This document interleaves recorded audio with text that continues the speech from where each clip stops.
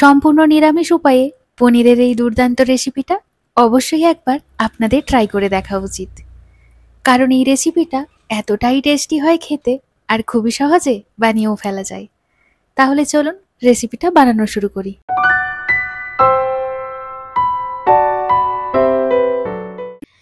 রেসিপিটি বানানোর জন্য আমি এখানে নিয়ে নিয়েছি 200 গ্রাম মতো পনির।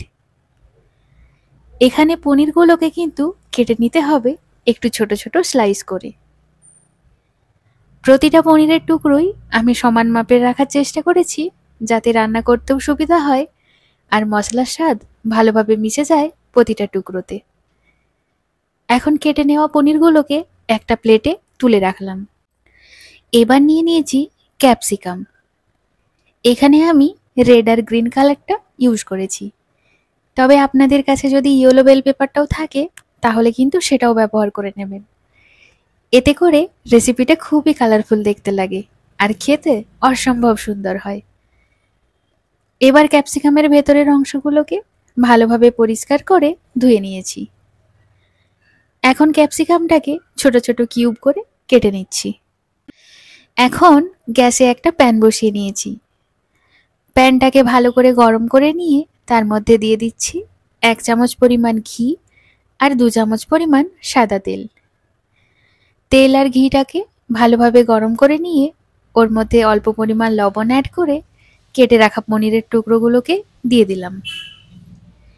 একটু নাড়াচাড়া করে ভেজে নিচ্ছি। এই মোটামুটি মিনিট 2 সময় নিয়ে পনিরের একটা পিঠ ভালোভাবে ভেজে নিয়েছি। এখন এগুলোকে উল্টে দিচ্ছি আরেকটা পিঠ ভালোভাবে ভেজে নেওয়ার জন্য। আবারও মিনিট 2 সময় নিয়ে উল্টে পাল্টে পনিরগুলোকে সোনালি করে ভেজে তুলে রাখছি। ওই একই তেলের মধ্যেই ক্যাপসিকামগুলোকেও দিয়ে দিলাম। মিনিট 3-4 সময় নিয়ে ক্যাপসিকামগুলোকে ভেজে নিচ্ছি। তবে এখানে খেয়াল রাখতে হবে ক্যাপসিকামকে কিন্তু খুব বেশি ভাজার দরকার নেই, যাতে ক্যাপসিকামের ক্রাঞ্চি ভাবটা বজায় থাকে সেইভাবে ভেজে নিলেই চলবে। 4 মিনিট মতো ভেজে নিয়ে এখন এগুলোকে তুলে রাখছি। এবার পনিরের গ্রেভিটা বানিয়ে নেব। তার জন্য ওই প্যানের মধ্যেই 2 চামচ মতো সাদা তেল অ্যাড করে দিলাম। তেলটা ভালোভাবে গরম হয়ে গেলে ওর মধ্যে অ্যাড করে দিচ্ছি গোটা গরম মশলা। গরম মশলাগুলোকে একটু ভেজে নিয়ে ওর মধ্যে অ্যাড করছি 1 চামচ পরিমাণ আদা আর কাঁচা লঙ্কা বাটা। মিনিট 2 সময় নিয়ে আদাটাকে ভালোভাবে ভেজে নেব, যাতে আদার কাঁচা গন্ধটা পুরোপুরি চলে যায়। এখন একটা মশলার পেস্ট বানিয়ে নেব। তার জন্য একটা মিক্সিং জারে নিয়ে নিচ্ছি 3 চামচ পরিমাণ টক দই, 1 চামচ মতো চারমগজ আর কয়েকটা কাজু।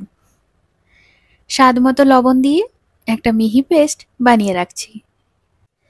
আদাটা ভালোভাবে ভাজা হয়ে গেছে। এখন এর মধ্যে অ্যাড করছি বানিয়ে রাখা পেস্টটাকে ভালোভাবে মিশিয়ে নিয়ে মিনিট 3 ভালোভাবে কষিয়ে নিচ্ছি। মোটামুটি তেল ছেড়ে বেরোতে শুরু করেছে, এমন সময় একে একে অ্যাড করছি স্বাদ মতো লবণ, 1 চামচ ধনে গুঁড়ো আর স্বাদ মতো চিনি। ব্যাস এই কয়েকটাই মাত্র উপকরণ লাগবে। এবার মশলাটাকে মিনিট 4 ভালোভাবে মিশিয়ে নিয়ে কষিয়ে নিচ্ছি। মশলাটা কষানো হয়ে গেছে। এখন এর মধ্যে অ্যাড করছি 3-4টে কাঁচা লঙ্কা।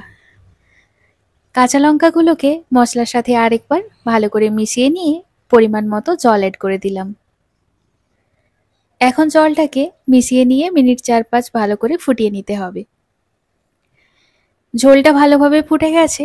এখন ভেজে রাখা পনিরটা এর মধ্যে অ্যাড করলাম। এখন পনিরটাকে ভালোভাবে মিশিয়ে নিয়ে অ্যাড করছি ভেজে রাখা ক্যাপসিকামগুলোকে। আবারও সব কিছুকে ভালোভাবে মিশিয়ে নিয়ে মিনিট 3 মতো ফুটিয়ে নিচ্ছি। সব কিছু বেশ ভালোভাবে ফুটিয়ে নিয়েছি। গ্রেভিটাও বেশ ভালোভাবে ফুটে এখন মাখো মাখো হয়ে গেছে। এবার একটু নাড়াচাড়া করে মিশিয়ে নিয়ে অ্যাড করছি কসুরি মেথি।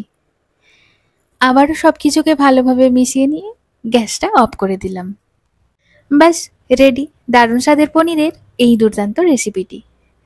ফ্রাইড রাইস, পোলাও, লুচি সব কিছুর সাথে খেতে কিন্তু অসাধারণ লাগে। রেসিপিটি অবশ্যই বাড়িতে একবার ট্রাই করবেন।